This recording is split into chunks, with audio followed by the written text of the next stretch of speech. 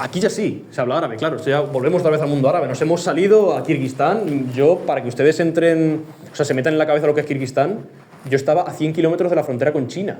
O sea, estamos. Yo tenía la sensación de estar muy, muy lejos de mi casa, de estar muy lejos de lo que yo conozco. Sin embargo, esto ya nos pilla más cerca. Esto es el Levante Mediterráneo.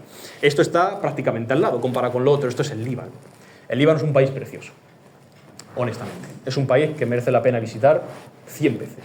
Si uno fuera allí 100 veces merecía la pena.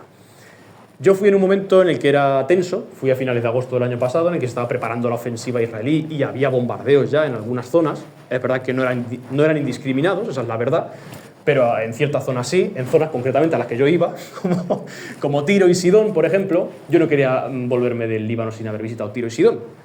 Lo siento mucho, es que me da igual que caigan misiles, es que yo lo quiero visitar. No me va a caer ningún misil porque, como le dije a Mohammad Nabiamini, pues Dios va conmigo y Dios me cuidará.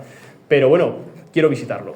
Lo que uno siente al entrar al sur del Líbano es que entra en otro mundo, en el que le da la bienvenida a Hezbollah, con pancartas que dicen bienvenido, ahlan wa sahlan bikum, en el sitio que sea en concreto, con las caras de los dirigentes de Hezbollah. Este ya se murió, y este también se murió hace más tiempo. Pero este es Nasrallah, no sé si se acuerdan, que todos los telediarios hablaban de él en septiembre y ya nadie se acuerda.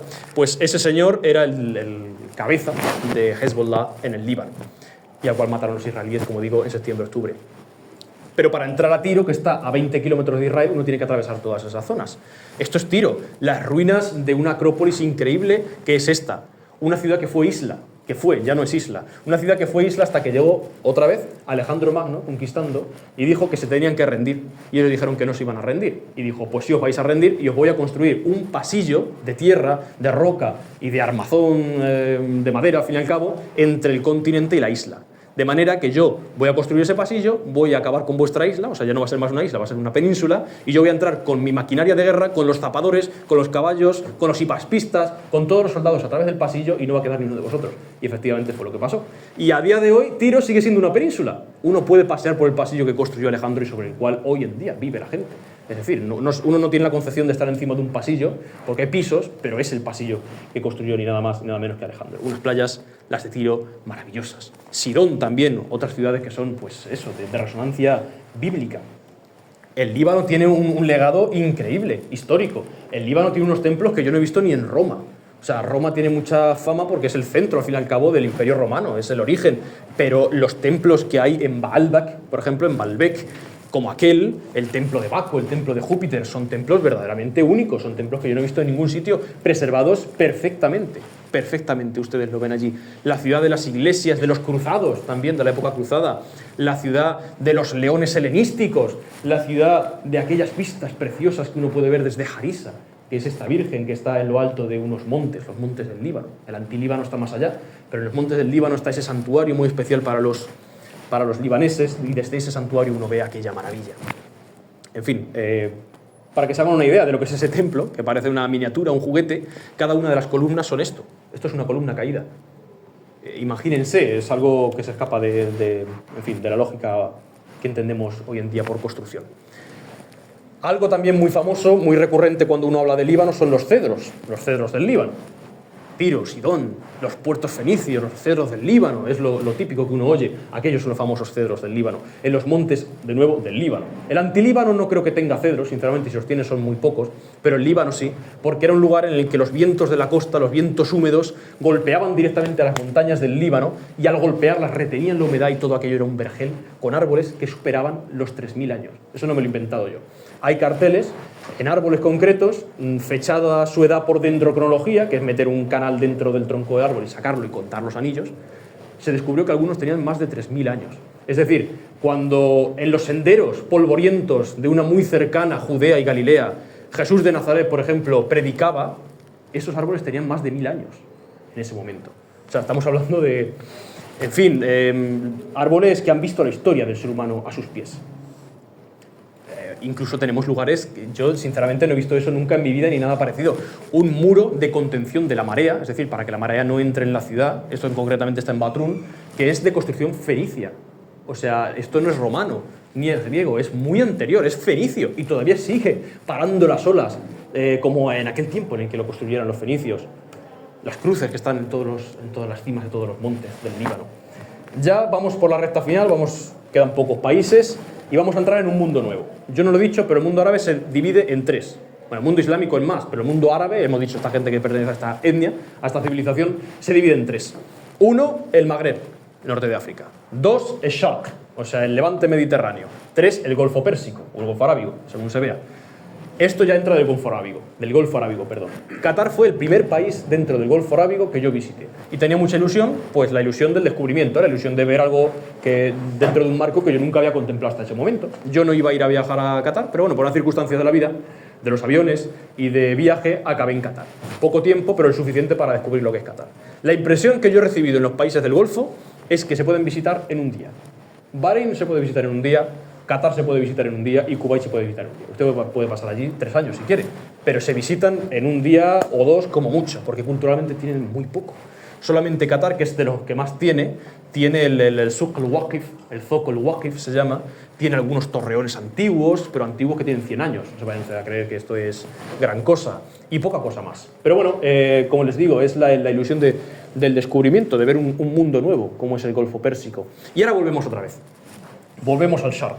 Volvemos al levante mediterráneo y vamos a un país árabe, que es Jordania, que es, yo creo, desde mi punto de vista, yo quiero a todos los países por los que he ido pasando y a todos volvería, pero a Jordania lo quiero especialmente, no es porque sea el país de Nader, que también, pero es un país único. Yo lo hablaba con él y es un país único, o sea, uno no puede encontrar, creo yo, en casi ningún lugar del mundo esta serie de cosas que yo voy a mencionar ahora juntas, en un espacio vertical, porque Jordania es muy grande, pero a medida que se va extendiendo hacia el este, uno se encuentra desierto y poco más.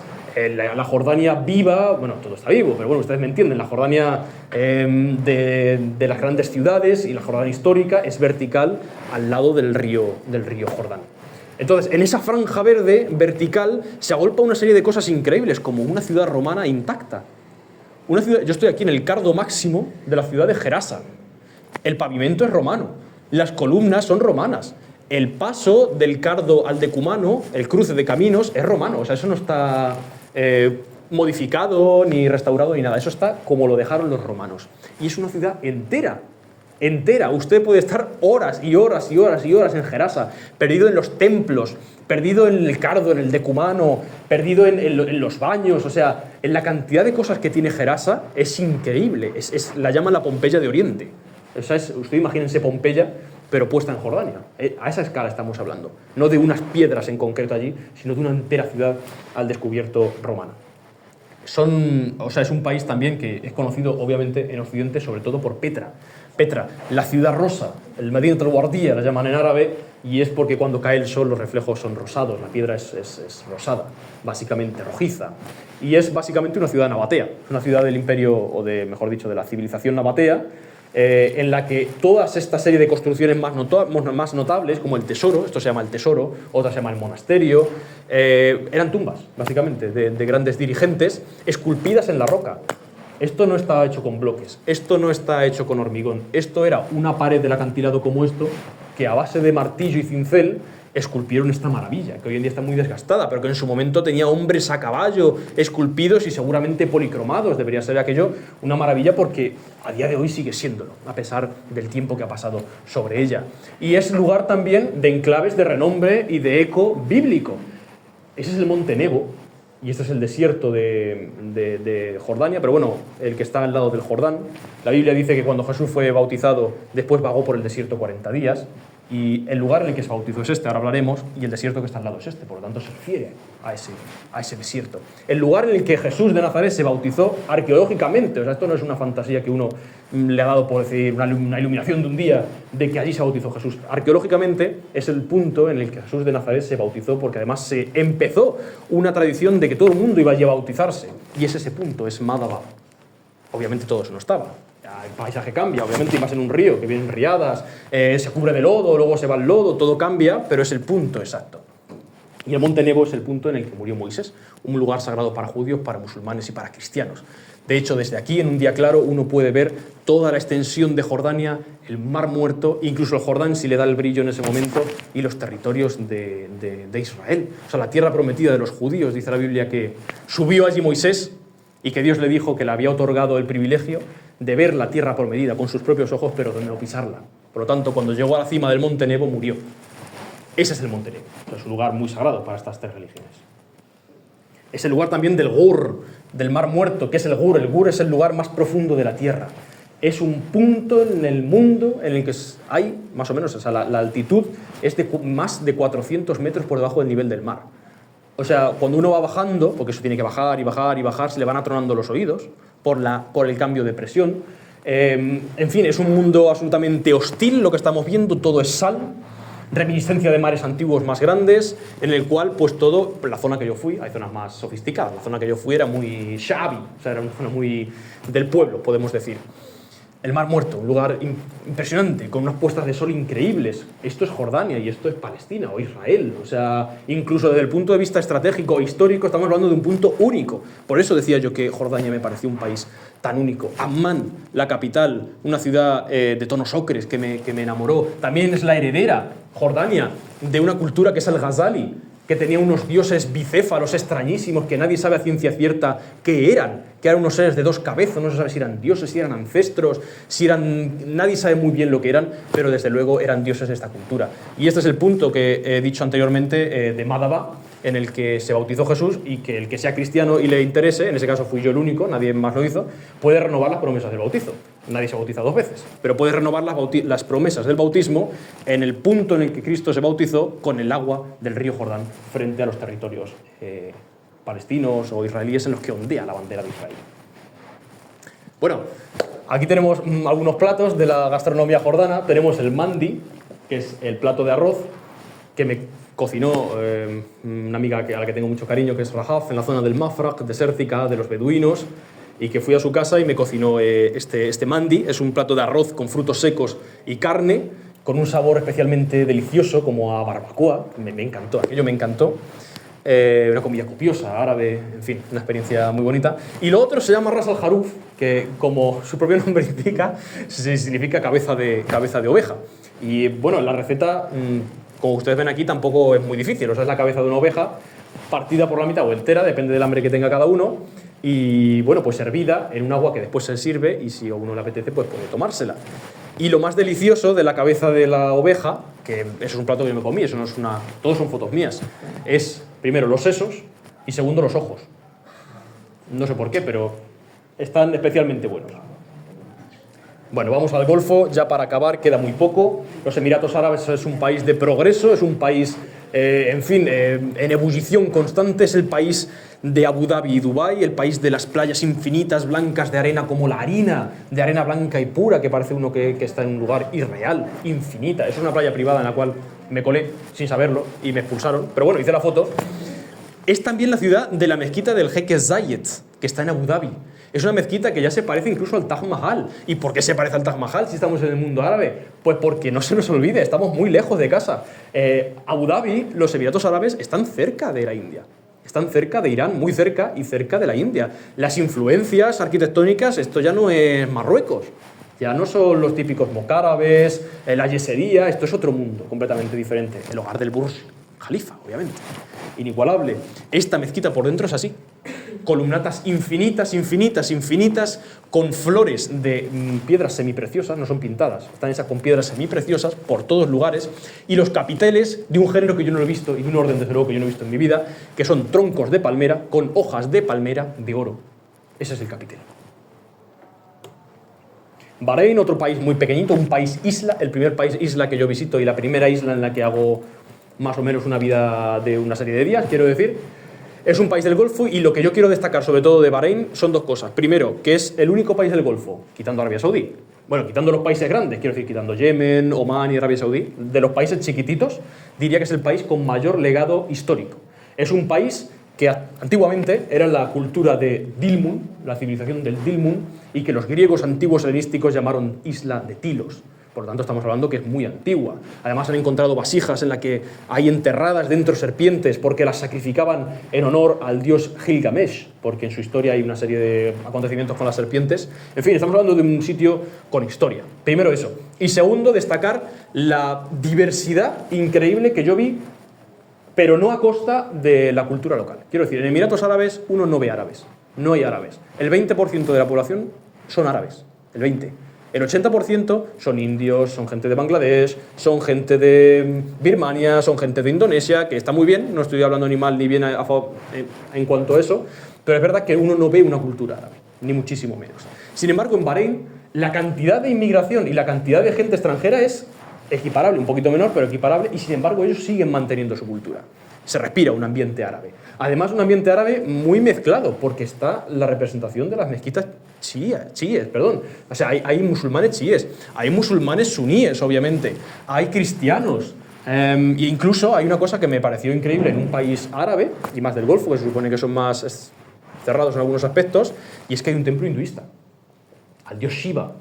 En ese templo hinduista yo entré porque, en fin, eso me pasó. Yo entré en una mezquita chií y me expulsaron porque me dijeron que yo no... Quiero remarcar que uno puede entrar a la mezquita siempre. Ustedes me han visto dentro de las mezquitas haciendo vídeos. O sea, no pasa nada por entrar a una mezquita. Pero en concreto en esa me dijeron que si yo no era musulmán, yo allí no podía entrar. Así que me fui al templo hinduista y, bueno, me habían expulsado de la mezquita, pero acabé cenando con los hinduistas.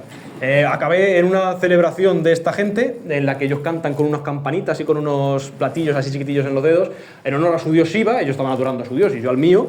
Pero bueno, había una comunidad muy interesante en la que había respeto, había interés por descubrir el uno al otro, y al final me acabaron invitando a cenar en el patio del templo hinduista dedicado al dios Shiva, que es una cosa extrañísima. Eso ya sí que se sale de todo lo que nosotros entendemos por dioses y por religiosidad. Último país, Kuwait.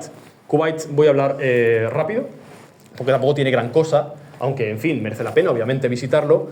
Pero yo destacaría de Kuwait ¿cómo decirlo? El contraste entre lo tradicional, entre lo recalcitrantemente tradicional y la modernidad más absoluta. Aquí sí vemos, o sea, aquí ya no vemos tanta inmigración. Aquí muy poca inmigración vemos, y sí vemos un ambiente profundamente religioso. Las mujeres van todas con niqab, eso solamente se le ven los ojos, el 99%. Los hombres van todos con su túnica larga y con su turbante, con su pañuelo del Golfo. Es decir, estamos hablando de una sociedad tradicional, pero que al mismo tiempo ha abrazado el progreso, y nos encontramos torres como esta, que es mi favorita, en Kuwait, que se llama la Torre Kipko, por su, no sé, me gusta, por su combinación de colores.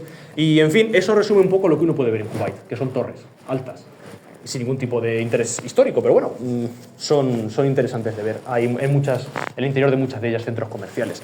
Y al mismo tiempo, como decía, todo eso contrasta con el mundo tradicional de las lonjas antiquísimas, de los barcos tradicionales atracados en el puerto, con el fondo de los rascacielos de docenas de pisos, y es algo que se respira en ese país, en Kuwait solamente. No he visto eso en ningún otro sitio. Eso solamente lo entenderán los alumnos de la escuela de aquí, de idiomas y de idiomas. Es Maktabat al-Batain al-Markaziyya li-Sha'r al-Arabi. En fin, es la biblioteca al-Batain, el hombre, el jeque que nos pagaba los cursos, que tanto favoreció a la escuela de idiomas, que favoreció a UCO Idiomas, que falleció, que en paz descanse hace algo más de un año. Pero bueno, yo fui a su fundación y estuve hablando allí con una serie de personas para agradecerle ese esfuerzo que habían hecho durante años de subvencionar los cursos. Y por último, acabar ya con los puntos que, si ustedes visitan Kuwait alguna vez, deberían no perderse. Uno es la mezquita grande, se llama así, Grand Mosque, la mezquita grande de Kuwait, en la que hay 4 grandes pilares que sostienen una flor de bronce y oro que se está abriendo, que es el techo. Ustedes lo ven ahí con personas que no hay ninguna persona, pero bueno, sí, miren, esa es la altura de una persona, es algo absolutamente abrumador. Este es el minbar, o sea, el lugar en el que se sube el imán a dar sus prédicas, a dar sus discursos, y está hecho de madera de cedro y ébano, es algo increíble. Las torres tampoco se las pueden perder, las torres de Kuwait, que son un símbolo de Kuwait, ese es el símbolo de Kuwait, estas torres. Y sobre todo el Suq al-Mubarakiyya, que es el zoco Mubarakiyya, que no es algo que, bueno, en fin, no es un zoco como lo que tenemos en la cabeza, como el del Cairo, el Han el-Jalili, los zocos de Marruecos, los zocos de Túnez, pero bueno, es un lugar en que uno puede comprar algún tipo de recuerdo y sobre todo moverse entre los locales. Y por último, el plato típico de la mayoría del Golfo, con nombres diferentes y sobre todo de Kuwait, es el majbous. El majbous es un plato de arroz con carne de cordero o de ternera o de lo que se presente, con frutos secos, con pasas, que está delicioso. Y ustedes lo han visto, algo muy parecido en el mandi que me cocinó a mí mi amiga Rahaf. Es algo muy parecido, estamos dentro de un mundo en el que el arroz es algo muy importante. Simplemente quería acabar con eso, y si a ustedes tienen alguna pregunta, alguna duda, algún comentario, algo que quieran destacar, algo que quieran apuntar, estoy abierto a escucharles, y muchísimas gracias por la atención.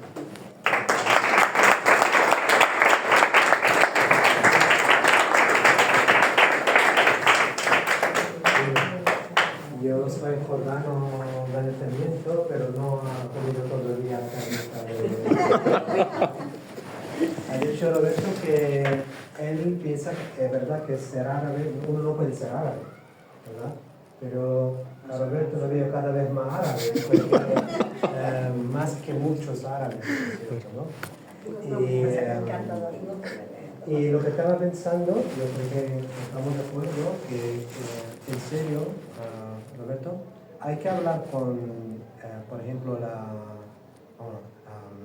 Canal Sur o la Tele Española, ¿no? Puede hacer programa de ellos, dejarlo y con toda la información. Porque además, perfectamente.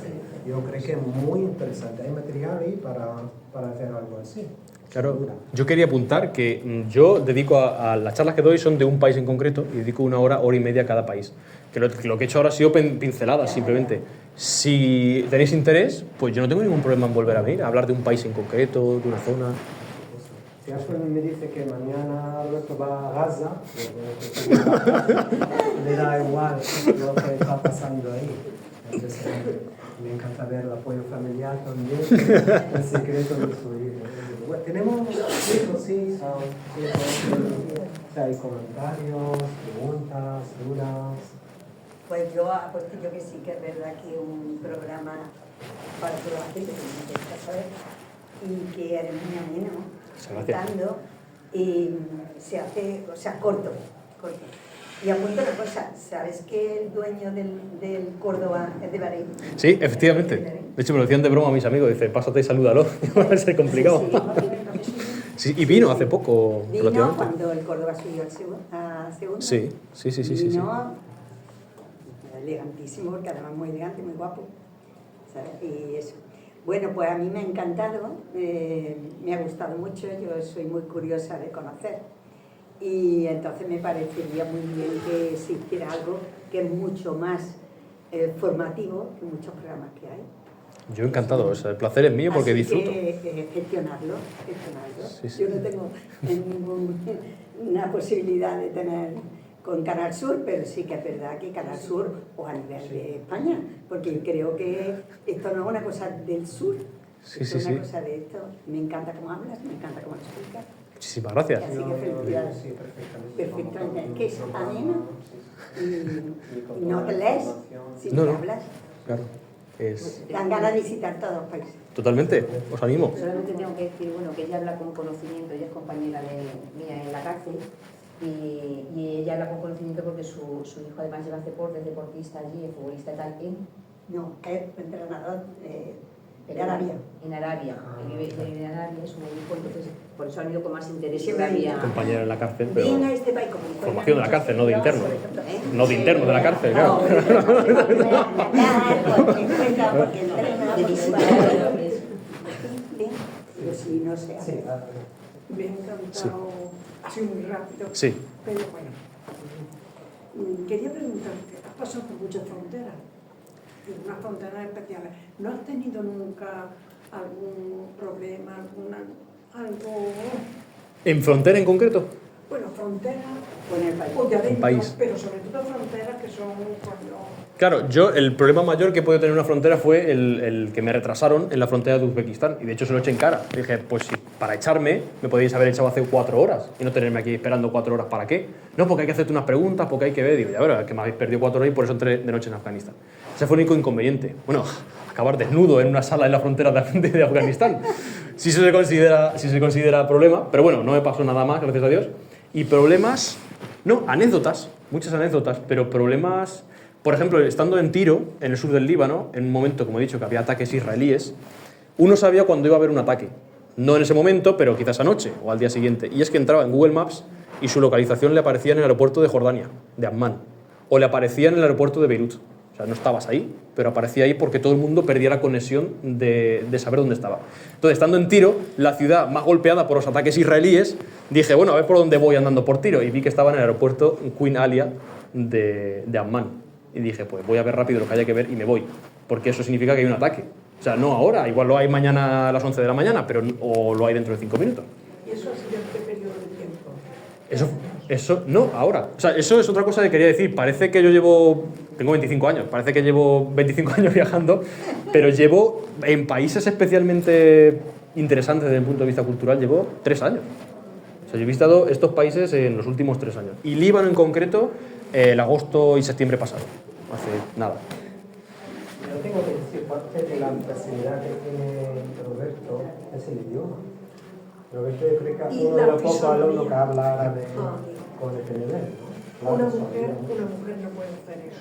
Claro, lo puede hacer, pero tiene más riesgo. No puede. Puede, o sea, si yo estoy convencido que si los talibán ven a una mujer en vez de a mí allí, lo hubiesen tratado igual, porque ellos pretenden crear esa imagen de somos buena gente.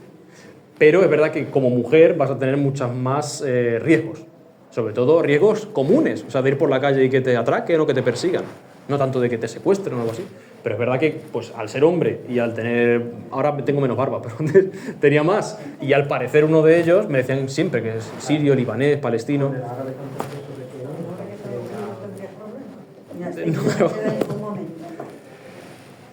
Miedo. Porque ahí hay miedo, donde te la entrevistan. ¿Cómo? Miedo. Que da miedo, ¿no? No, da miedo que estuvieras solo, lo que te dijeron ellos.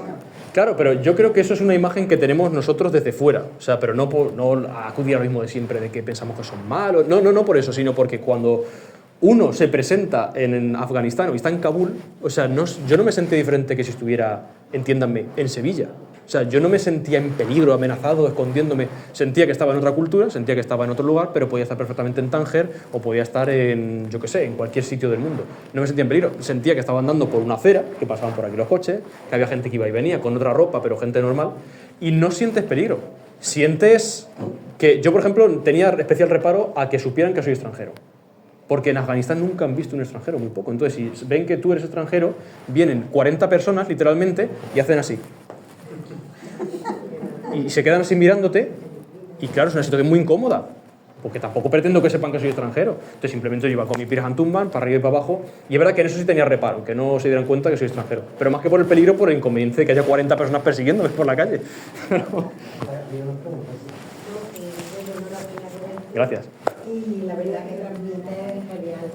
Y después, pues yo estaba pensando lo que ha dicho este señor, que tengo una prima que es productora del Canal Sur.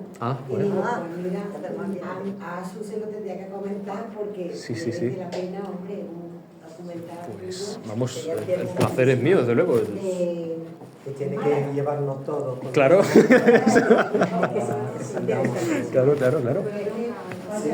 Estaba leyendo y lo tenía en mi mente y ahora cuando lo he dicho, digo, pues ha tenido la misma. Pues te lo agradezco un montón. Sí. Yo se lo comentaré. Muchas gracias. Un zoom, Enhorabuena Muchas gracias. por todas las dificultades que ha pasado y todo lo que te has podido encontrar a lo largo del camino y que transmite muy bien. Muchísimas gracias. El placer es transmitirlo a vosotros, ya que iba solo y nadie lo ha compartido. Aquí también hay una pregunta, perdón. Sí. ¿Cómo ha surgido la idea de viajar y qué llevaba en mochila? ¿Qué llevaba, perdón? Veo que has ido y has vuelto a España algunas veces. Sí. Y algunas veces has ido para quedarse bastante tiempo. Sí. ¿Y que se llevaba una mochila? Depende del caso. Por ejemplo, el viaje más largo o con que más países he atravesado fue este verano pasado. Estuve, creo que en 7 o 8 países y yo lo que hago siempre es tener una base. O sea, yo vuelo a un sitio y allí tengo mi base y de allí me voy moviendo, con excepciones. Mi base estaba en Samarcanda, en Uzbekistán, y de allí yo me fui volando a Kirguistán, a lo de los caballos, luego volví, me fui a Tayikistán y a Uzbekistán, perdón, y a Afganistán en un viaje de 10 o 12 días, mientras dejé atrás en Afganistán, en mi base, la maleta allí. O sea, quiero decir que estaban mis maletas, estaban mis cosas allí, de más tiempo, y viajo con poco, viajo con una mochila y con una maleta chiquitita, en viajes de cruzar fronteras por tierra, de fronteras en vuelo pero muy cercanas, en ese sentido. Luego, obviamente, quiero decir, tengo que ir a la universidad, tengo que hacer cosas, entonces yo vuelvo a España, obviamente, pero en momentos que tengo más tiempo, como en verano, procuro hacer eso, porque, claro, imagínense ir a Kirguistán, uno no va todos los veranos, Entonces, si tengo que ir un verano a Kirguistán, otro a Tayikistán, otro a Afganistán, entonces me gasto 5 veces más y veo 5 veces menos. Y la financiación es privada. Sí, claro, privado, básicamente. Si alguien se quiere ofrecer a que sea pública, pero es privada, sí, en fin, de trabajos y de trabajo en la feria, trabajo en todo donde se puede sacar dinero para viajar. La última pregunta. Sí. Bueno, yo quiero decir que yo conozco a Roberto y he estado en 2 conferencias suyas, una sobre Afganistán y otra sobre Irak. Y claro, hablar de uno de esos países en una conferencia da mucha más información que la que ha podido dar hoy. Porque hoy ha sido un recorrido, una panorámica de 15 países. Claro. Con lo cual vemos muchas cosas, pero cuando él ha hablado en esas conferencias de un solo país, pues da muchísima información, cuenta muchas cosas de todo lo que ha visto, de todo lo que ha hecho, de todo lo que hay allí. O sea, que sabe muchísimo sobre los viajes y que está muy bien que se pudiera hacer algún documental hablando de esa manera, de cada uno de esos países. Y luego quería preguntarte también, yo sé que eres un enamorado de Jordania, Sí, porque sí. lo has dicho. Además de Jordania, ¿a qué otro país, o dime 2 países a los que a ti te gustaría volver? Que te hayan enganchado. Es que es difícil elegir, pero si me pusieran así en elegir a vida o muerte, Líbano también. Líbano sí, me ha gustado mucho. Pero qué pena. Lo que pasa es que Líbano es pequeño y se ve rápido, pero yo la sensación que tengo de haber... La Suiza de Oriente. Sí, exactamente. O sea, las montañas. Claro, el o sea, paisaje. la sensación del país que tengo más sensación de que me faltan cosas por ver es Afganistán. Porque yo estuve en Afganistán 10 días en coche, por carreteras polvorientas y vi la mitad del país. Me falta Herat, me falta Kandahar, la ciudad de los talibán, me falta Farah, una ciudad que fundó Alejandro Magno, me falta medio país. La mitad occidental de Afganistán la tengo todavía por descubrir. ¿Qué más? Egipto es un país que me tiene enamorado y me gustaría siempre volver. No sabría decir más, pero muchísimos sitios. O sea, Irak también me tiene enamorado completamente. Irán es Persia, ¿no? Irak no, es la frontera ya.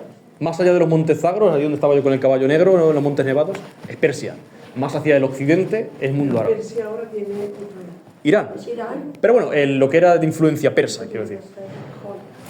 Es el próximo destino que tengo en mente, si Dios quiere, es Irán. Es lo que me falta. Si ven ustedes un mapa imaginario, he visitado toda la región del occidente de Irán, más o menos, toda la región del oriente, y me falta Irán, que sería como la joya de la corona, la que llevo esperando bastante tiempo. Una cosa. Sí. Has hablado de cómo los afganos tienen un interés especial en decir que venga la gente aquí, que esto está bien, que hay muchas cosas que ver y tal, pero ellos no tienen ninguna infraestructura para que la gente vaya, que haya un turismo, que se pueda ir allí y así de No hay. decir, "Ay". No hay. O sea, más que el interés de los afganos el único interés que tienen es vivir en paz después de 45 años de guerra. El interés es de los talibán, que es el gobierno. Y mucha gente está a favor de los talibán y mucha gente está en contra. No creamos que esto es todo blanco, todo negro. No tienen infraestructura ninguna para turismo, pero bueno, parece que por el apoyo de China, aunque no esté abiertamente, pero soterradamente tiene el apoyo de China, parece ser que con ese dinero están construyendo túneles. El túnel más largo de Asia está en los montes que hemos visto del Hindu Kush, que tiene decenas de kilómetros, que atravesé yo también en coche. Y no lo he dicho, pero dijo el taxista, por favor, cuando estemos dentro del túnel, cerrar las ventanillas inmediatamente. Y dije, ¿por qué? ¿Qué pasa? Dice, porque es el túnel tan largo que dentro no hay oxígeno. Entonces, si abres la ventanilla nos morimos todos. Y digo, bueno, pues vamos a cerrarlas. Quiero decir, están construyendo. Hay avance. Que Roberto, yo quería darte las gracias porque ha sido una charla muy enriquecedora y también tenía 2 preguntas. Sí. La primera, he visto en una foto cuando estaba en Qatar que tenías tu cruz al descubierto. ¿Eso ha sido también igual en todos los países o has tenido que esconderte? No, yo no me escondí en ningún momento. Quiero decir, tampoco soy una persona que vaya con un bombo y un platillo diciendo lo que soy por la vida, en ningún aspecto. Pero si a mí me pregunta alguien, o si a mí en una circunstancia tengo que decirlo, yo no voy a mentir a nadie. Estén aquí en Córdoba o esté en Afganistán. Muchas veces es más difícil decirlo en Córdoba que decirlo en Afganistán. Pero bueno, no tuve que esconderme en ningún momento. Yo, si me preguntaban los talibán, yo le decía que yo era cristiano y si te molesta, pues no me hubieses preguntado. Así de simple. Lo único que decían, no decían nada, ponían cara como de qué pena, de qué fastidio, te daban algunos una charla para que te conviertas al Islam, que es muy común también, y que os pasará si viajáis al mundo árabe, que lo hacen con toda la buena intención, pero a veces es un poco cansino. Y ya está, no pasa más. En Qatar, en Jordania, en Afganistán, en todos los sitios. En países que hay cristianos, como Egipto, no pasa nada por llevar una cruz, y en países en los que no hay cristianos, como Afganistán, literalmente hay 0. Por lo tanto, quiero decir, dice las 1001 noches que si tienes miedo a escuchar cosas que no te gusten, no preguntes cosas que no te importan. Entonces, no me preguntes si soy cristiano, si estás viendo una cruz, que es lo que hicieron en la frontera. ¿Eres musulmán? Pues no, estás viendo una cruz. Claro. Sí. De todo lo que ha hecho, a la vez muy padre, y también ha estado en la parte de Dubái, Sí. que hizo una que impresionó más. ¿De Dubái o del mundo árabe? Del mundo árabe en concreto, impresionante. A ver, desde el punto de vista histórico, Afganistán, no es árabe, pero islámico, es impresionante. Líbano es impresionante, desde luego. Todo lo que está condensado en Líbano. Jordania es impactante. Y de Dubái, que es lo que has mencionado, lo que me impresionó fue el progreso increíble en el medio del desierto. O sea, no hay nada más que desierto, no hay nada. Desierto y un puerto allí que tiene, pues eso, 300 años, no puede tener mucho más. Y el gran progreso y la cantidad de dinero. Kuwait es el país con la moneda más fuerte. O sea, un dinar kuwaití, que no haces nada con un dinar kuwaití, son más de 3 euros. Por lo tanto, decía, bueno, voy a comprar una cosa por 10 dinares kuwaitíes, que son 30 euros. Más, son casi 40. Entonces, es un país para ir 2 días. No hay ningún hotel que sea más barato de 80 euros la noche. Entonces, tuve 2 días. Quiero decir, ese era mi plan, no lo acorté, pero es un país que, en fin, si vas por libre, que si no vas por trabajo no puedes sostener estar más de 3 días o 4.